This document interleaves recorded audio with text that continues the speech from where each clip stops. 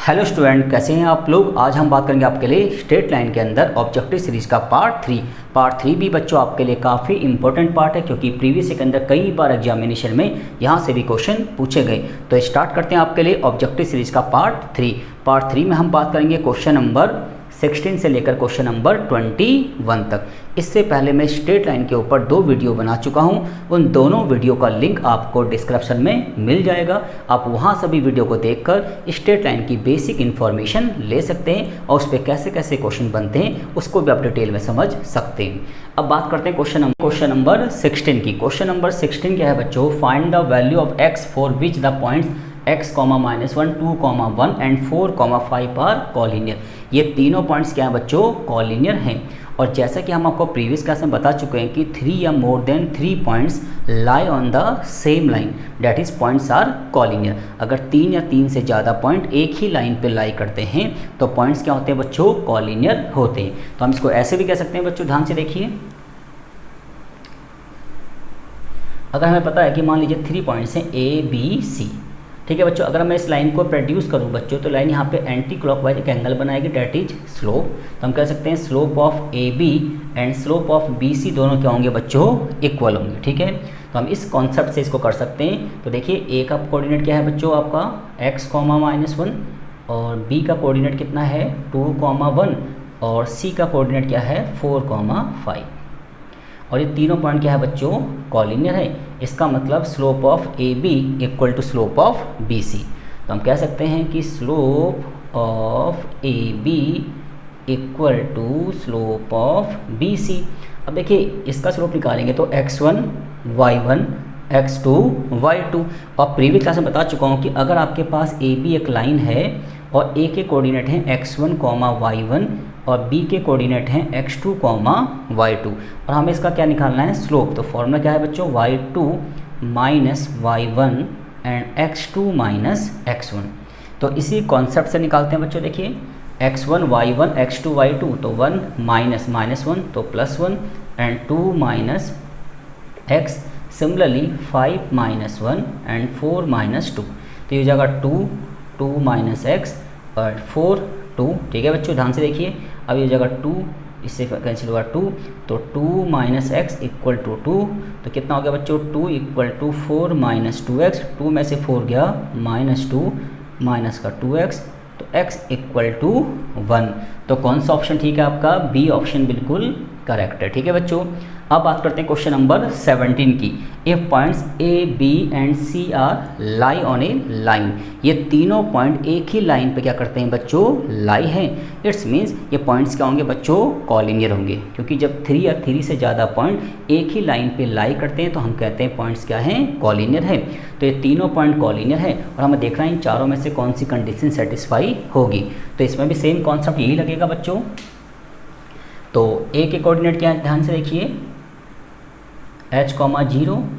B के coordinate हैं A, B and C के कोऑर्डिनेट हैं 0, K।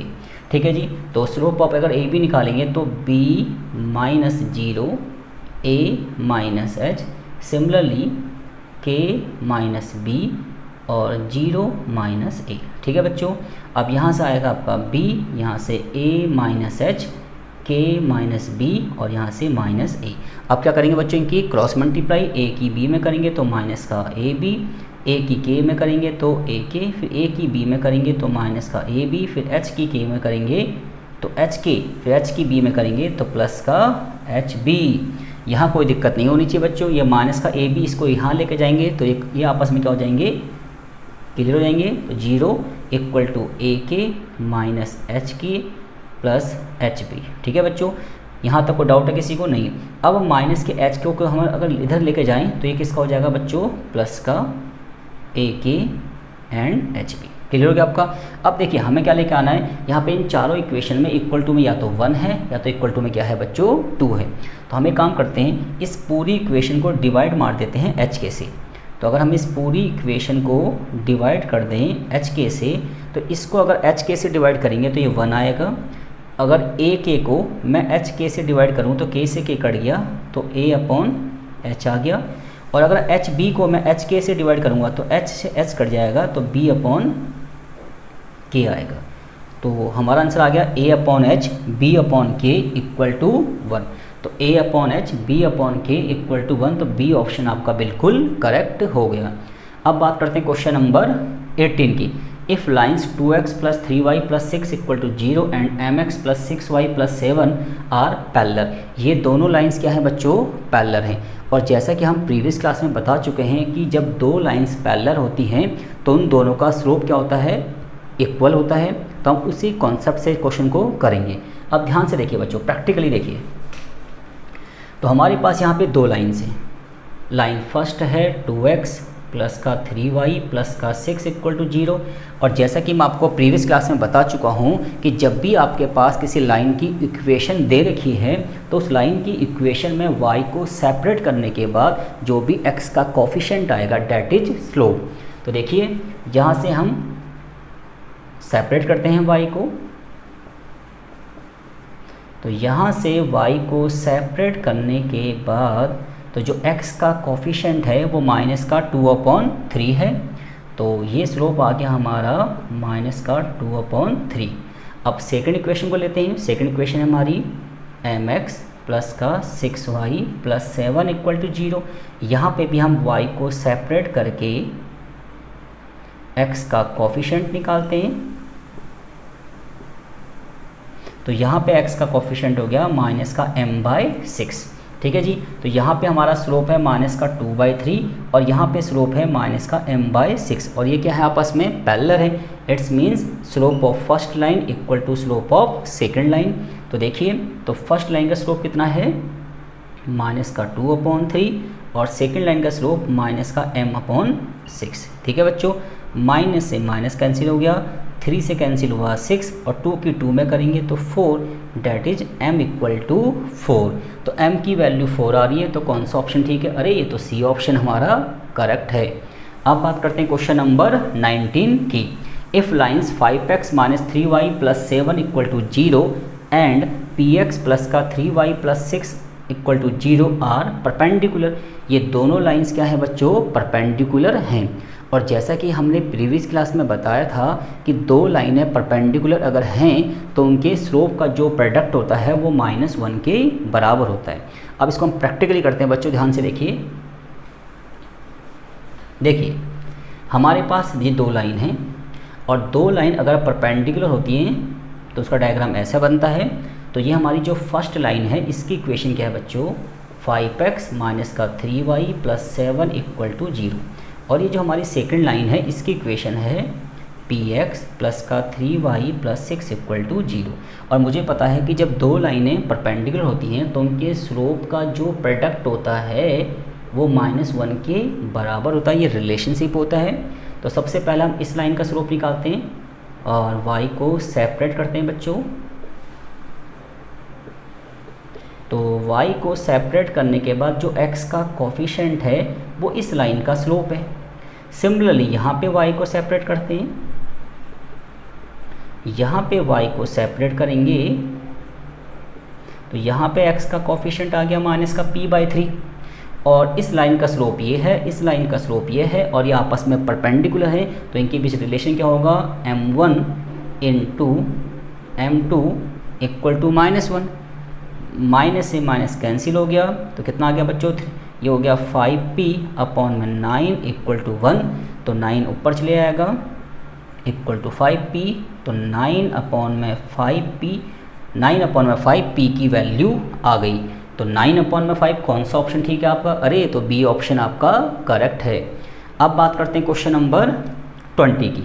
Find the image of the point 2,3 on x axis. x axis देखिए बच्चों एक लाइन है और हमें 2,3 की x एक्सिस पे क्या बतानी बच्चों? इमेज बतानी है।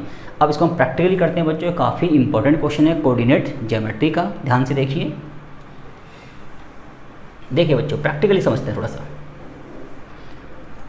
ये आपका कार्टेशियन प्लेन है, ये बच्चों आपका x एक्सिस है और ये आपका y एक्सिस है। यहाँ तक तो किसी को कोई दिक्कत नहीं होगी क्योंकि ये कॉन्सेप्ट तो आपको 9th क्लास से आता है कि ये x एक्सिस है, horizontal line and vertical line आपकी y एक्सिस है। अब देखिए 2,3 को पहले हम प्लॉट करते हैं। x भी पॉजिटिव, y भी पॉजिटिव, x2 मान लीजिए यहाँ पे है, y3 यहाँ पे, तो यहाँ मान लीजिए पॉइंट P है, इसके कोऑर्डिनेट है 2,3। ठीक है जी। अब हमें छोटी सी बात ध्यान रखनी है, अगर हमें किसी भी पॉइंट की इमेज x एक्सिस पे बतानी है तो हमें इसको ऐसे कंसीडर करना है। देखिए बच्चे ध्यान से, देखिए ये हमारा x एक्सिस है, ठीक है जी। अगर हमें इस पॉइंट की इमेज x एक्सिस बतानी है तो ये पॉइंट x एक्सिस के अपोजिट डायरेक्शन में यहाँ पे क्या गिराएगा बच्चों, इसकी इमेज गिराएगा। ठीक है, तो जब भी किसी पॉइंट की इमेज हमें निकालनी हो x एक्सिस पे तो x एक्सिस पे हम पेन रख देंगे और इसके अपोजिट डायरेक्शन में यहाँ पे क्या गिरेगी बच्चों, इसकी इमेज गिरेगी। तो इसकी इमेज का पॉइंट मान लेते हैं Q, और जितना डिस्टेंस x एक्सिस से इस पॉइंट P का होगा उतने ही डिस्टेंस पे x एक्सिस से क्या गिरेगी, इसकी इमेज गिरेगी। ठीक है, अब ध्यान दीजिए, पॉइंट आपके सेम रहेंगे बट साइन चेंज होंगे क्वाड्रेंट के अकॉर्डिंग। तो जब भी किसी भी पॉइंट की आपको इमेज बतानी है तो पॉइंट तो आपके सेम रहेंगे और साइन चेंज होंगे क्वाड्रेंट के अकॉर्डिंग।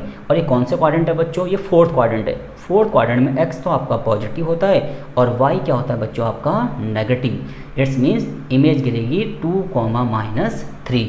ठीक है बच्चों, तो 2,-3 आपका बी ऑप्शन बिल्कुल करेक्ट है।